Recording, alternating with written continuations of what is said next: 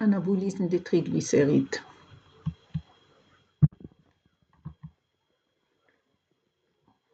Alors, 3 molécules d'acide gras doivent s'unir à une molécule de glycérol pour qu'il y ait formation des triglycérides.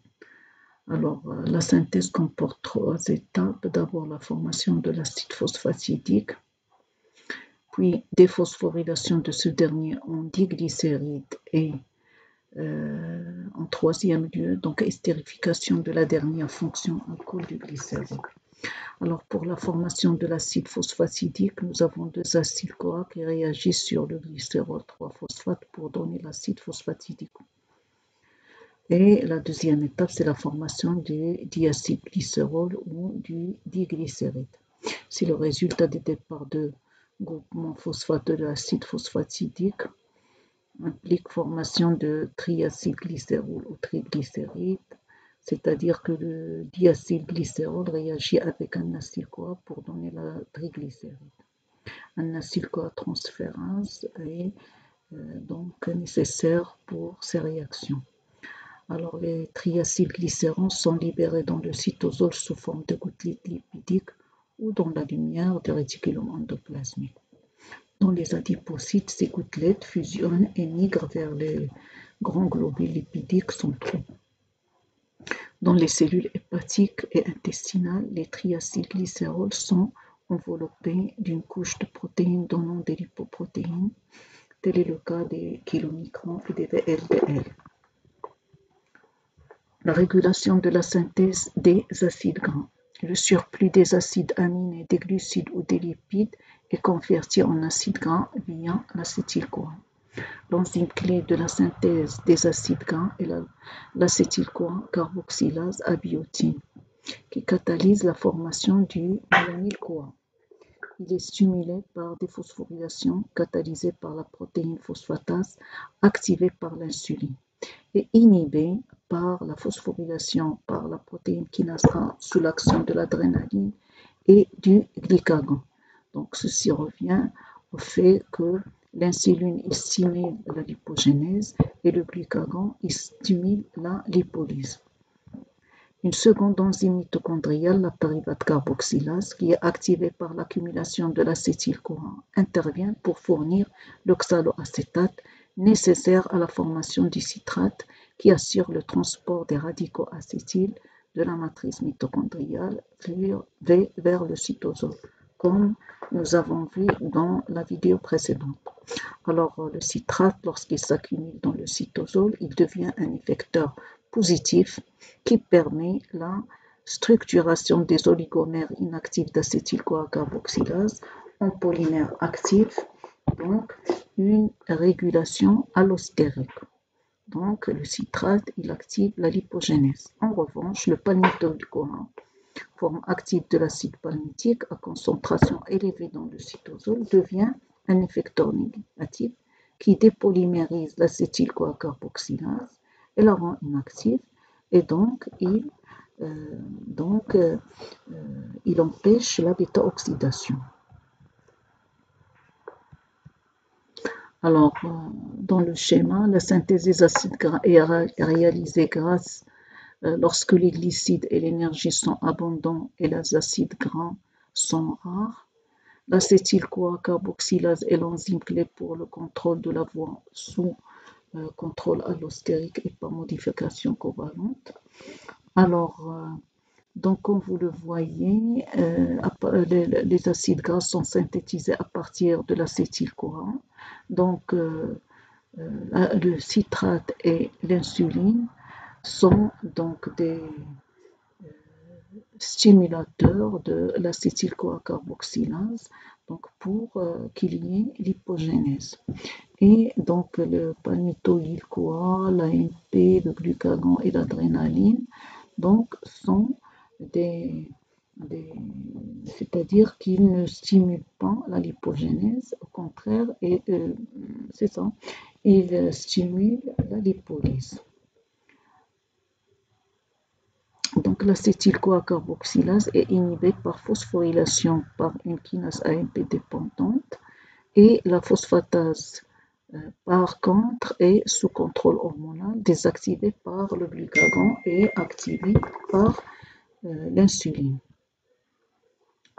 Alors, la libération des acides gras par le tissu adipeux est contrôlée par la vitesse de l'hydrolyse des triacylglycérols et celle de leur utilisation par les tissus périphériques, c'est-à-dire le catabolisme, et par celle de l'estérification du glycérol 3-phosphate par l'acylcourant, c'est-à-dire la biosynthèse des triglycérides.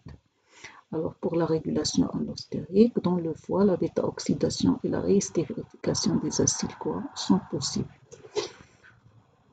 La vitesse de l'oxydation des acides gras est déterminée par la vitesse de transport du radical acyle à travers la membrane mitochondriale interne, donc de l'activité de l'acétyl-CoA transférase, de l'acyltransférase 1. Elle peut être modulée par le taux de manonyl-CoA cytosolique. Alors le manonyl-CoA, lorsqu'il s'accumule dans le cytosol, devient un effecteur négatif de l'acylcarnityltransférase 1, donc pas de bêta-oxydation. Et ceci donc inhibe l'approvisionnement de la voie de bêta-oxydation en acétyl-CoA et stimule par contre la biosynthèse des acides gras. Nous assistons ici encore à une régulation coordonnée allostérique de la lipolyse et de la lipogénèse, c'est-à-dire quand la lipogénèse est activée, automatiquement la lipolyse est désactivée. Alors la régulation allostérique du métabolisme des acides gras, donc nous avons le manonyl-CoA, donc son accumulation dans le cytosol stimule la synthèse des acides gras, d'accord ? Donc synthèse des acides gras.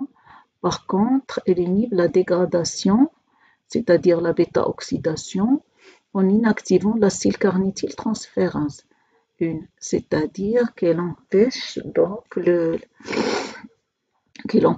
la bêta-oxydation. Pour la régulation hormonale, donc on sait d'avance que l'insuline stimule la lipogénèse et le glucagon, il stimule la lipolyse. Alors, la vitesse de l'hydrolyse des triglycérides est accélérée par des hormones telles que le glucagon, noradrénaline et adrénaline, aussi le cortisol, qui active la triglycéride lipase par phosphorylation catalysée par la protéine kinase A. Donc, lipolyse activée. La libération des acides gras dans le sang transportés par les poumons constitue un signal pour leur utilisation par les tissus périphériques tels que le cœur, le muscle squelettique et le foie. En même temps, la protéine kinase A phosphoryle et inactive l'acétyl-CoA carboxylase. L'insuline, quant à l'insuline, par l'intermédiaire de l'activation d'une protéine phosphatase a des effets antagonistes par rapport aux hormones précédemment citées, c'est-à-dire le glucagon et compagnie. L'enzyme phosphatase, en retirant les groupements phosphate, inhibe la triglycéride lipase, donc un effet antilipolytique, alors qu'elle restitue à l'acétyl-CoA carboxylase son activité et donc elle stimule la lipogénèse. Alors le schéma, vous avez l'action du glucagon, c'est-à-dire qu'il va agir pour activer la triglycéride lipase, donc il va activer la lipolyse. Et au niveau donc de l'acétyl-CoA carboxylase, donc elle va être inactivée, d'accord ? Et donc la lipogénèse sera inhibée. Pour l'action de l'insuline, c'est donc la phosphatase. En retirant les groupements phosphate inhibe la triglycéride lipase. Donc un effet antilipolytique alors qu'il restitue à l'acétyl-CoA carboxylase son activité, donc stimule la lipogénèse. Donc ceci pour résumer que l'insuline il stimule la lipogénèse et le glucagon il stimule la lipolyse. On constate que par l'intermédiaire de la protéine kinase A et de la protéine phosphatase, les deux groupes d'hormones assurent une régulation coordonnée de la lipolyse et de la lipogénèse. L'insuline favorise l'entrée du glucose dans le tissu adipeux, active la glycolyse qui fournit le pyruvate qui sera converti en acétyl-CoA pour la synthèse des acides gras et le glycérol 3-phosphate, nécessaires à la formation des triglycérides. En cas d'excès de glucides, l'hormone stimule à la fois la pyruvate déshydrogénase et l'acétyl-CoA carboxylate, donc stimulation de la lipogénèse. En cas de jeûne, la libération des acides gras par le tissu adipeux s'accroît et l'acétogénèse s'accélère. Après un jeûne de 3 semaines, le taux sanguin en corps cétogène est de 8 mmol par litre. Le cerveau s'adapte à l'utilisation des corps cétogènes et 70% de ses besoins énergétiques sont couverts par les corps cétoniques. Alors le diabète sucré, diabète de type 1 sévère, est provoqué par une insuffisance de la sécrétion ou de l'action de l'insuline. Il provoque une mauvaise utilisation de glucose et les personnes malades ne peuvent pas synthétiser les acides gras et des triacides à partir des glucides ou des acides aminés. Alors la vitesse d'oxydation des acides gras et des acides aminés est accrue ainsi que la formation des groupes.